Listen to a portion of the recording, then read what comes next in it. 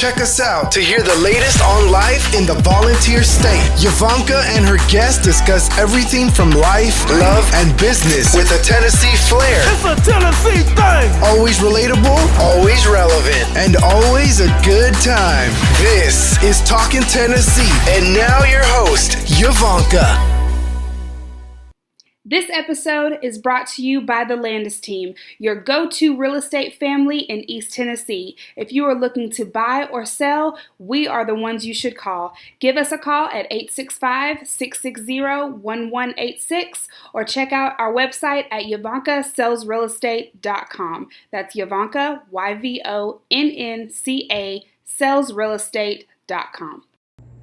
Welcome back to Talking Tennessee with Yvonnca. I am your host, and I am here with Vice Provost Dr. Amber Williams. Welcome. Oh, I'm so excited to be here. Thank you for inviting me. Most definitely, most definitely. Viewers, let me tell you a short story on how I met this person. So everybody, y'all know about turning Knox and how all that goes, and we're turning people around on 360s, but she was at an event, and she walked up to me, and she thought she was talking to Adrienne because she had met Adrienne at a previous event that we were doing, and we started having a conversation until she realized she wasn't talking to Adrienne. But you were so two beautiful black women, so yes, I got you confused. But the best part about it is that you were just so nice. You were very approachable, like we've known each other for years. We just started talking, and once we realized that she thought I was Adrienne, we got that straight real quick, and it just started a friendship there. And the more I watched you through the event, I want you to know this, I watched her through the event, and what impressed me about her is that she made a point to go to every station, to every vendor, to every section of that event, and she blended in just like you were everybody else. Mm-hmm. I didn't hear you say your title, I didn't hear you say, your position. You were just Amber. And that really stuck out to me because you've worked really hard to get those titles and to get those positions and be where you're at. But the humbleness came out that day. And I was just like, I want to know more about this person. So I want you to know, and I say this publicly, she is paving the way for another black woman to share someone's story and to give me a voice at the same time. So I thank you for that. Oh, you are welcome. And what, I don't know, just to even hear you say that, I always think that my legacy in this world really is just impacting people. It is. And so that's I think the most welcoming and most authentic thing you can do every day is just create an environment where people feel like they're a part of. Yes. And so the way you described, that comes so naturally, just walking around and chatting with people. But, the way you describe that, it makes me, I'm humbled by it first off. But then secondly, that's the exact experience that I hope every student on our campus, every staff person, because we all matter. Yes. No matter who you are, what you do, where you come from, it doesn't matter. Everybody matters. Everybody has a purpose. And so, my goal is always to acknowledge that. I think the thing that we connect on, you spoke on it just a minute, is legacy. My grandfather told me as a young kid, what is your legacy going to be? What is people going to remember you as? Are you going to make a difference in someone's life? He said, money cannot build that. I agree. He said, money, wealth, all those different things that the world gives you, okay? Yeah. He said, that has nothing to do with legacy. He said, what your legacy is how you made someone feel. Did you make a difference in their life? And so I've been on that journey. And so for you to say that, I think that's what brings us together, because we're both trying to be on that legacy trail, yes. And see how many people can we make a difference, and that when we're called to heaven, will God say, well done? Yes. That's the biggest thing is, will he say, well done? So when I do my podcast, I always pray before someone comes in, and I say, God, let me use your words, not mine, to tell someone's story. So let's tell your story. How and what made Amber Williams? Who are you? there's so many facets to Amber Williams. Okay. You know, there's the generic titles of mom, wife. You know, I work at the university, but you know, I'm gonna start with absolutely a woman of God. He's empowered and inspired me in so many different ways, and put so many people in my life to hone who I am today. I've been really blessed to have mentors from high school. I would think all the way back to middle school. My science teacher, who's Mrs. Williams too, by the way. Shout out to Mrs. Williams. From there through high school, through college, through my time at Kansas and the University of Nebraska to here. I mean, I've just had really great people that have helped me to be my authentic self. Yes. And that authentic self is just really based on trying to always empower others to be their best. And I think that can be done in so many simple ways. It's just honestly just saying hello to people and just having a positive energy about yourself. But yeah, at the end of the day, I think, you know, I am a person that hopes to inspire others to be their best selves. So you're married? I am married, yes. Would you like to say that? Yeah, Dr. Dedrick Williams is my husband. He's an associate professor here at the university, very talented, hilarious. He cracks lots of jokes, but he's in some ways my complete opposite, because I'm actually an introvert. People don't realize that, but I am. He's an extrovert all the way. Yes. And so we make a wonderful team together. Does he pull it out of you?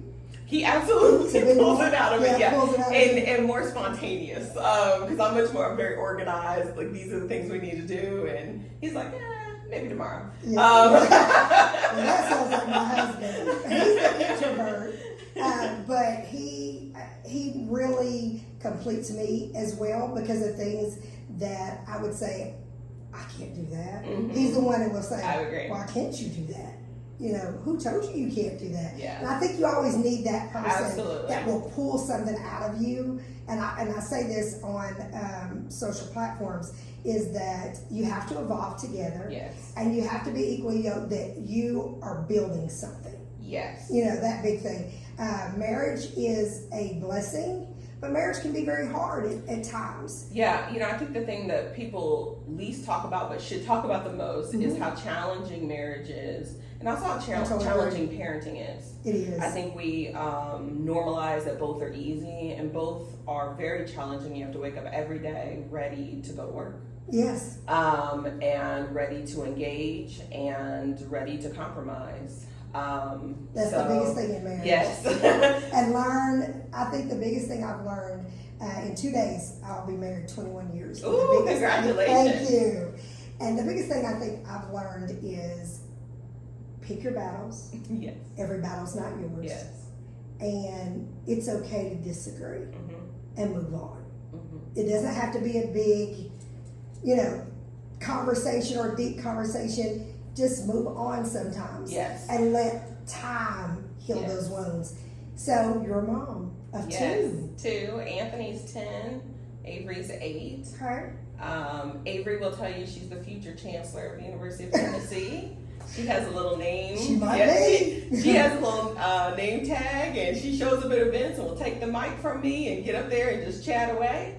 Yes. And then I have such a deep thinker in Anthony, who I have all the confidence in the world that he's gonna solve some complex problem that's out there that the world needs solved. But yeah, we're really blessed with two beautiful children that are definitely thriving in Knoxville. We very much enjoyed our experience here. Well, it seems like y'all acclimated very well to Vol Nation. That's Yes, what I call we it, have. Vol Nation, because I'm coming from, let's go back some. You came from Kansas, Yep. and then you went to Nebraska. And tell us a little bit about your journey from Kansas to Nebraska, and what made you make the decision to come to Tennessee. Yes. Yeah, so I worked in the Office of Admissions at the University of Kansas. I'm from Kansas. I'm from Wichita, Kansas, so all my family is there. I'll be honest, when I made the decision to move from Kansas to Nebraska, that was even a journey for us. I mean, it was only 4 hours from me, but it's for some reason Nebraska seemed far. Yes. And all my family had been in Kansas, so to just change states was probably difficult. It was difficult. It was difficult. And my sister and I are super close, and I'm very close with my mom. My father lives there too. I mean, the whole family's there, and so that was definitely grandparents. Everyone, it was definitely a transition. But I went there. Went to Nebraska for a promotion. I started off in admissions, and I just very much enjoyed recruiting students to the University of Kansas, and I was able to travel across the entire state and other states and just talk with students about their dreams, and I completely enjoyed it. And so when I was recruited to come to the University of Nebraska, in some ways I went back and forth, I'll be honest with you, because I didn't want to move. But my mentor at Kansas, I talked to her and I said, I really want to be promoted here. And she was like, you're not ready yet. You need to get a master's degree. She gave me all these reasons why. A whole list. Yes, a whole list. And I said, okay, well then I guess I have to go to Nebraska. If I want to have a new opportunity, then this will need to be it. That was a huge opportunity for me. And it helped me grow up, if I'm to be honest. Grow up professionally, personally. Living in Kansas, I was still with family, and I don't know that, and my friends from college, all the things. Yes, and so absolutely. If something falls, then they're going to hold together, be that village for you. Yes. When you go to a totally different state where I know no one, I'm having to make this transition. That was good for me, and the job was a challenging job as well. I was the assistant director for diversity recruitment. Mm-hmm. Diversity recruitment in Nebraska, very challenging. I bet. Very challenging. But there was days like, did I really make this decision? Yes, true story. Yes. But I would also say that challenge was inspiring for me too. Like I like a challenge, and so. We had some good stories there. There's some real good work that was done at the University of Nebraska. There was a point in my career where I was trying to decide, do I want to stay in diversity recruitment, or did I want to kind of move into the administrative route? And I remember, I kind of battled with this for a couple of weeks, because I think both are equally important. You need the advocates, but you also need someone to infiltrate the policies. Yes, I agree. And to think about strategically, how do you move the organization forward? And so I went back and forth, and I decided that I wanted to go the administrative route. And so, which was also interesting, ended up being named the youngest admissions director in the country. I was a little under 30 years old when I became the admissions director in Nebraska. It was amazing. It was also a big, huge challenge. Yes. And I would show up at events, and people would ask me, like, are you for diversity recruitment? I'm like, no. Matter of fact, there was one meeting I'll never forget. We're at a big table. I come in. Someone said, did you mean to go over to the multicultural center down the hallway? And I said, no, actually I didn't. So I sat down, and I didn't say anything more, and I let the meeting start, and then we went around and introduced ourselves, and I said, I'm Amber Williams, Amber Williams, the director of admissions. And that person's face was like, oh, yes. And then it was a technology meeting, and I was all up in that business. So, she said, now I'm going to show you. Yes, exactly. Yeah. So anyway, I moved up the ranks at Nebraska, married my husband there. He was starting his PhD there. He had come from Mississippi. So he's from Mississippi, actually, from Macon, Mississippi, and had gone to Mississippi State for his undergrad and master's degree, and started his doctoral program in Nebraska. So met him there, and it is what it is at this point. We started building. And our move to Tennessee, I was on the enrollment management side of the house. So when I left there, I was the enrollment manager, which means you're responsible for admissions, financial aid, the registrar's office. I was also working with a program that was for first-generation low-income students in the state, and it was like a college access program. And I started kind of thinking about, where was I most thriving in my job? Where were the areas that I just enjoyed and loved, and I could feel my passion? And it was that college preparatory academy. And it was the registrar's office of all things. Most people wouldn't say the registrar's Yes, office. most of them. But I found the more I dug into the registrar's office, the more I realized how important that office is to impacting students. That's the beginning. Yes, right, it is. And, if you think about and making sure we have the courses available for students so that they could graduate, removing barriers for enrollment. So once I got into that office, I was like, I love this place. I loved everything about it. So you got to nurture. I did. You Right? got to nurture those students coming in and showing them you can do this. And and giving them a clear pathway to meet whatever dream they had. And so I started thinking about the two things that I enjoyed most, College Preparatory Academy and the registrar's office. So I said, I want to pivot out of the enrollment management space. I started pivoting and looking at roles that were focused on the student experience. I will tell you, when I went out into the job market, though, because of my background in enrollment management, everyone wanted to pivot me and pigeonhole me into that space. And I just kept telling people, I just kept saying, listen, if I might be good at it, but there's some other things I can be good at. Absolutely. The reality is recruiting students is very similar to retaining them. It's true. I mean, it is about understanding who they are. It's about understanding what they need. And then it's about applying those resources to them. So the strategy is the same. It's how you apply it is different. And that's how I was trying to explain is okay, on the student side of the house, it is my job to recruit them to stay year after year until they get a degree. Yes. And so it was trying to articulate that to people who and weren't. to build those relationships. Yes. That each year you're giving them a reason why they should stay. They should stay. Yeah, instead of it being, when I was reading about you and studying for this podcast, what I noticed is that you, in different things that you spoke about, is that numbers. You said you did not want students to be looked at like a number. Yes. You wanted it to be a relationship. You wanted to build a relationship with the student, and the student to realize that they had someone to come to that wasn't going to treat them like a number. Yes. Is that what you were saying? saying? That is absolutely. And the reason I was interested in that is, yes, you did. The reason I was interested in that is because I know I felt like a number in undergrad. Yes. And nobody wants to. I mean, nobody wants to feel like they don't matter. We don't want to be quota, and we don't want to be a number. Yes. That type of thing. It's just, we want to be a person that has talents, and you can help pull those talents out of that student for them to grow and succeed in adult life. Absolutely. And I've had people in my career who have seen that in me, and I want to see that in every single student that enrolls here at the university.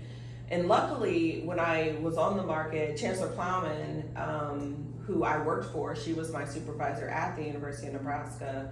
She'd already accepted the role here, and she was looking to build a division of student success here to really increase our retention and graduation rates at the university. And after the position was posted and things, she reached out and said, I'd love for you to apply for this. I saw it and I was like, oh my goodness, absolutely. I mean, what did your husband say? Well, his first statement was, I don't think you're going to like the South. He's like, wait a minute. I don't know if you're going to like the South. But where he grew up in rural Mississippi is very different than Knoxville. Very. So, it's like a culture shock. It is a culture shock. Yes. And so, he was like, I don't think you're going to like this. And I said, well, let me at least go up there and check it out. And everything I was Googling seemed like it was great. Google told me it was great. Google says it's good. Hey.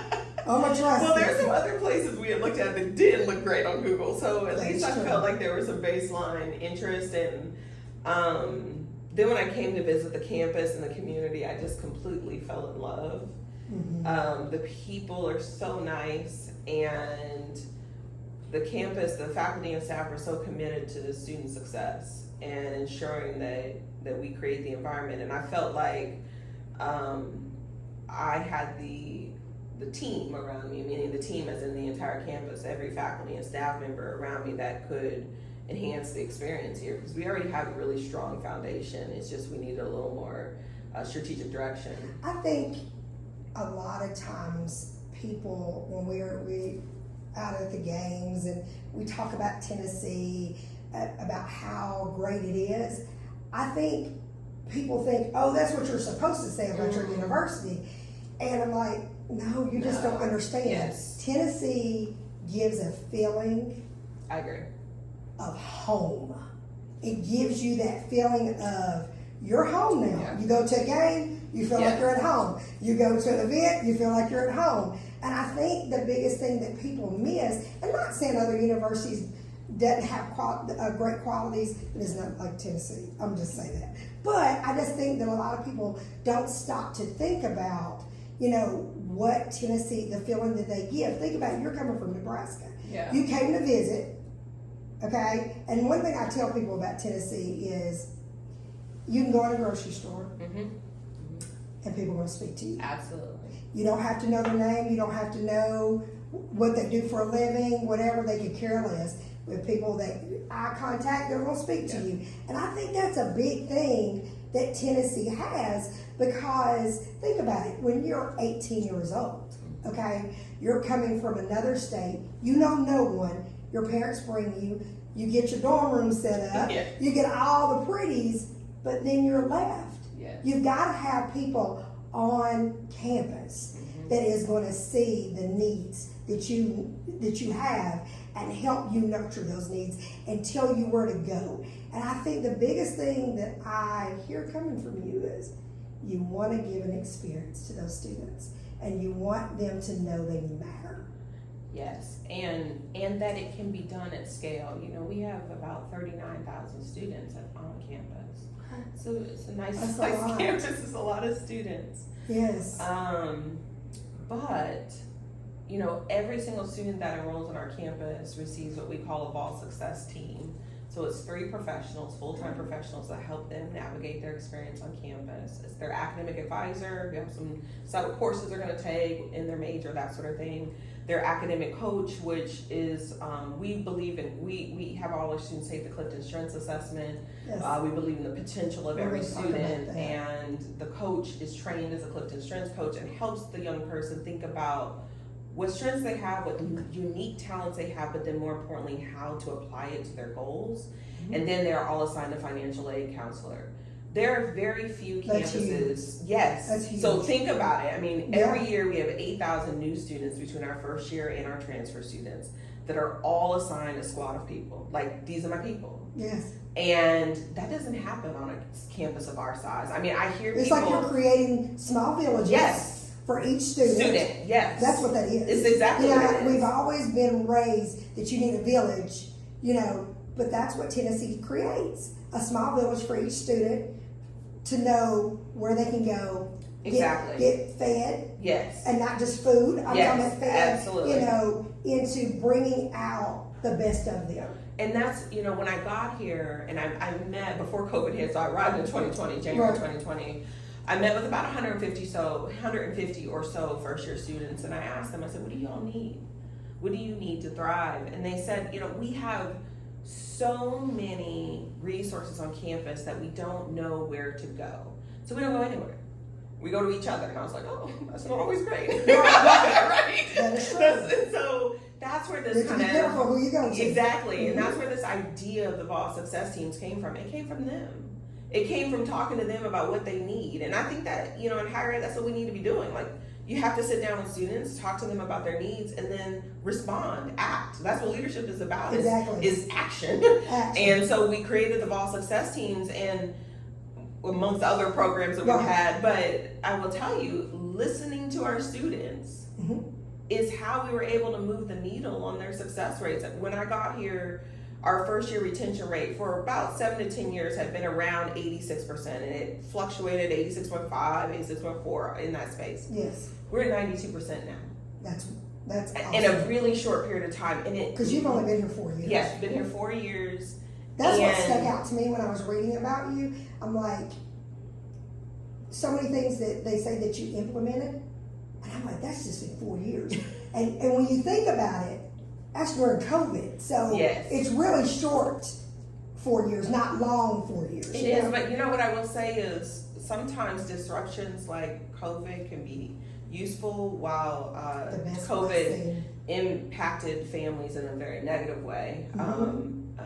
The students really needed support during COVID because there was a lot of students, and I'm going to speak on this in a few minutes, about something that stuck out to me that y'all do for your students. Now let me speak on it now. one of the events that I went to, I asked what the event was about. And they said, well, the kids are getting ready for finals. Yes. Okay? And they said, well, we're doing this event to try to bring anxiety down, to try to help all the students to get ready for finals, but at the same time, just not have their anxiety so high that they test lower, bring that anxiety down, and they test higher. That was brilliant to me because I watched all those students walk around at Circle Park and they were happy. The vendors were happy making things with them. You know, they got on our selfie station and made a moment for themselves. And it was great things, but I thought that is awesome because I know back when I was taking finals, I didn't have that. I didn't either. Okay? I had parents that's like, you better study, you better make a good grade. Exactly. But I didn't have my school, and I'm not taking away from my school. It's just a different time. Different time. And we're learning more that students are needing, but that's one thing that stuck out to me is that y'all are really trying to keep down the students' anxiety so they will do well, you know, and just even the anxiety, the dog, the habit dogs. Yes, it came out, and I was just like, that's amazing, and all those students were smiling. And happy and laughing. That's huge. Oh, it's so funny you bring this up. Just the other day, I guess it was last week, we were preparing students for midterms. And so we've had what we call Fall Success Week. And so it's a week of activities, getting them focused on midterms while also, you know, relieving that anxiety. And so I hosted with the dean of the library's late night, I think it's got late night breakfast in the library. And so we had pancakes. I mean, the food was great. It was really great. Anyway, it was side comment. Great. But the students, some of them had no idea we were there. Some knew, so some were purposely coming over. But a good chunk of them were in there studying for chemistry. There was some big chemistry exam. And so you could tell they were overwhelmed, and then they saw this food, and I was like, surprise!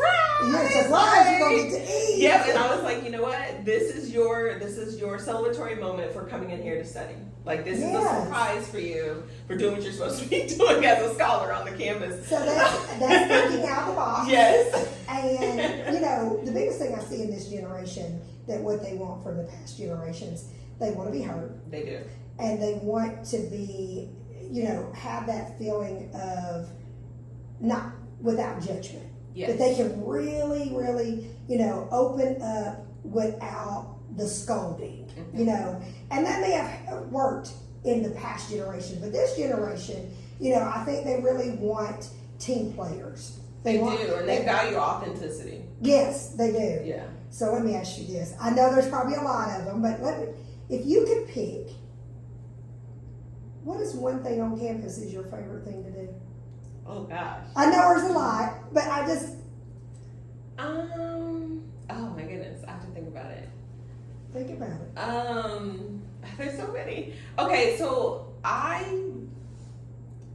these kind of are similar, but they're not. Okay. You're good.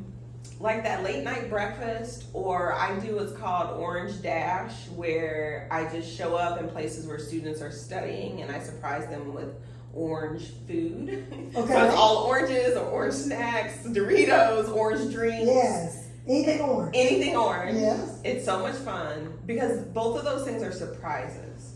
And so the energy you get from the students, they're like sitting there studying, and here I come rolling with my little cart. And I'm like, hey, would you like some? Yes. And they're so happy. And so showing up. To see those smiles. It is. And to see them just be my surprised. team knows I like to do those. Just because they're actually more fun to me than the planned events I go to in some ways. But I mean, to see someone who I know they're sitting there and they're working so hard at whatever it is, and a lot of times they're overwhelmed, and you can see it. There's been a couple times where I've seen an older student with a younger one, and they're working on something together, and you see them, like, the energy and how serious they are, and to be able just to stop and make them smile, it literally makes my day. So if you could snap your finger and pick one thing on this campus that you could change, like if you could pick one thing that you say, if Because, change takes time. Yes, change takes We know change takes time. But name something that you would say, you know what, if I could snap my fingers, I would want to change this. Is there anything? I think this is going to sound, I hope it doesn't sound cliche, but if I could change anything, I just would want every student to know that they matter and that we're here to help. I think a lot of times students get lost in the shuffle and they feel like they're alone and they're not. And it's one of the things at orientation I meet with every single student when they arrive to UT. I do like 15 sessions. It's a lot of sessions. She's a lot. It's a lot. I'm not It's a gonna lot of lie. sessions. But I do it myself because I want to make sure they understand they're not alone.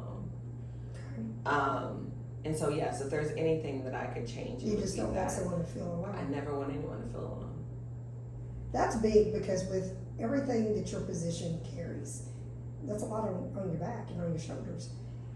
For you to say, I want to make sure that every student feels like they're not alone and they have somebody, that shows how humble you are.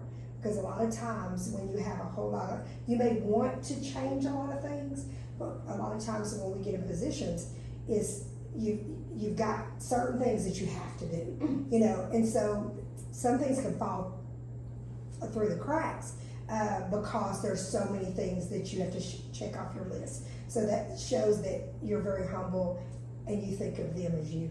Oh, I appreciate that. I guess what I would say is, and I say this to campuses all the time, leadership is about people. Yeah, it is. The projects and things that we have going on, it only works if people work, right? Correct. And so I think our metrics, of course, we're a university, we're assessed on how many students we graduate, how many students have a job post UT, all these things, right? Those are things Those are things that I have to respond to from my administration. Having said that, if you focus on the people, the metrics will come. So I'm less worried on that. Viewers, I want to say it one more time. Say it again. If you focus on the people, the metrics will come. And that's what makes University of Tennessee different. Because when I hear other universities speaking, I don't hear that. And that it goes back to what you said at the beginning. Yeah. When you came here, what you saw, and it, like I said, in every different department or whatever, you want to make people feel at home. Yes. And that they matter. So tell me this, with all the universities around the Southeast, what makes us unique? Well, let me just say this. I have consulted at lots of universities across the country, different types, whether it's community colleges to urban institutions, private schools, very prestigious private schools at that, to public. I think what makes us different is, one, we have a leadership that really cares about students.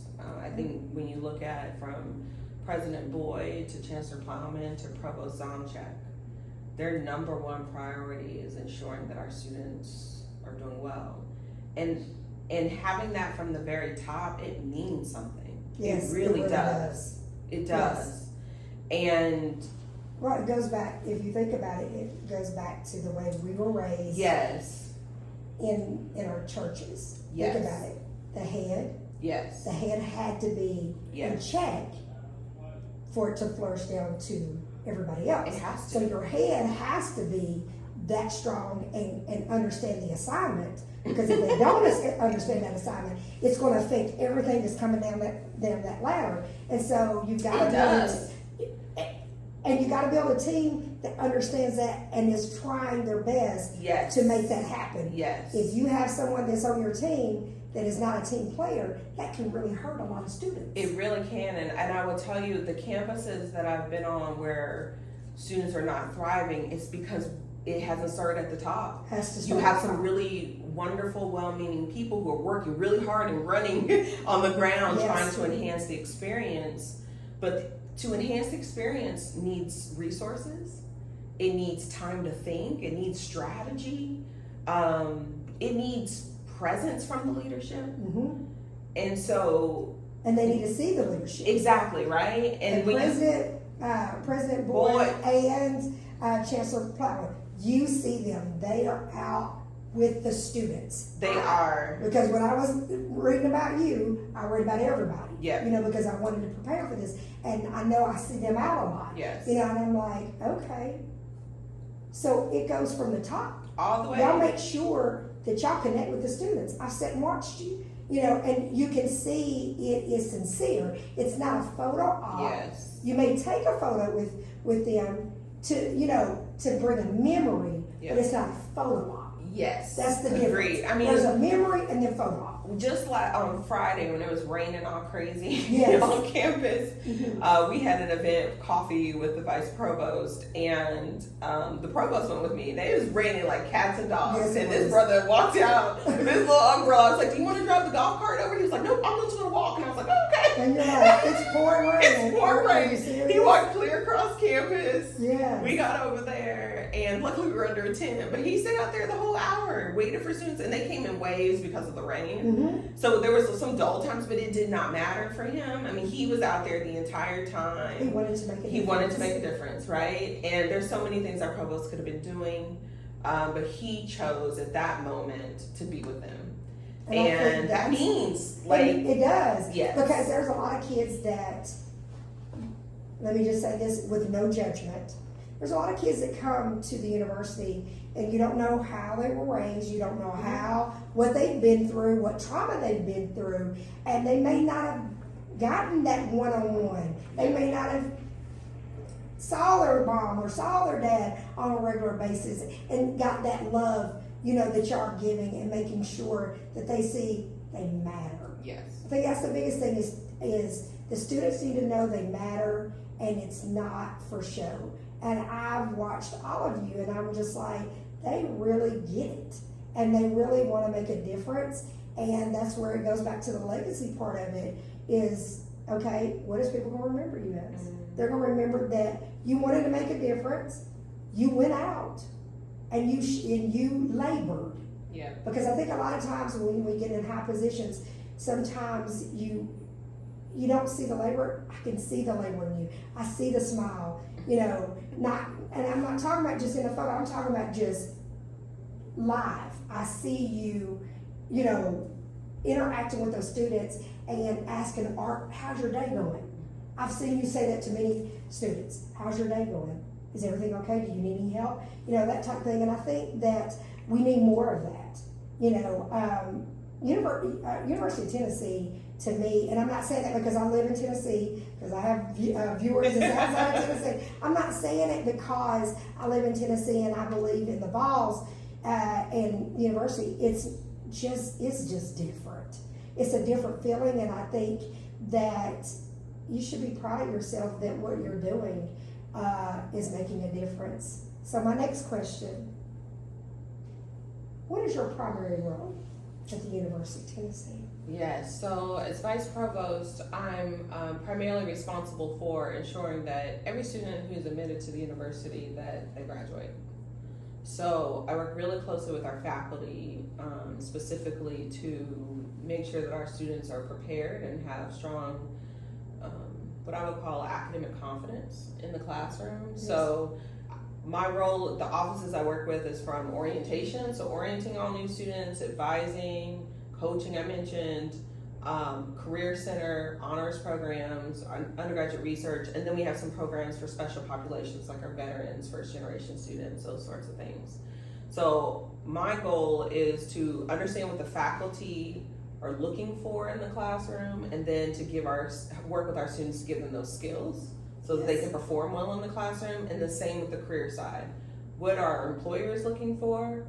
And then how do we ensure that our students are getting those skills so that they're competitive when they go out on the market? Okay.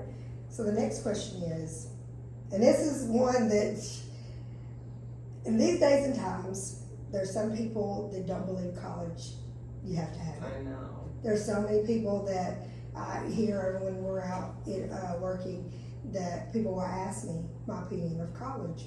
And it seems like the value of college is going down. What is your thoughts on that? Yes, there was recently a Gallup Illumina survey that asked people about their confidence in higher education, and it's at an all-time low. It's sad. You know, it stems from, honestly, probably the university experiences that you and I had. I don't think that's experiences that students are having now. Correct. But, you know, higher ed used to be this organization on the hill that you had to do all these things and prove you were worthy to be a part of it. And, you know, that has shifted. Yes. But there are still people who believe that we're still that elitist group. And I guess there probably still are some campuses that are in that space. Yes. But the reality is, and we know this, that people who have a 4-year degree, they earn more over their lifetime. They are, I don't know what to say, more considered. Yeah. The position more. Yeah, they have higher, you know, opportunities, different resources for positions. Different doors will open. Also, you're talking about legacy. You're leaving a legacy for your family, especially for first-generation families. I mean, there's generational wealth that is created by the experiences. So there's just, it makes me sad because we have so many opportunities. And I wish that people would see some of the things like what we're doing at a modern land grant like UT, where we're not the school on the hill. We are the community school. We're here to serve the state of Tennessee. We're here to listen to what our what the people of the state need and want, and our goal is to deliver on that.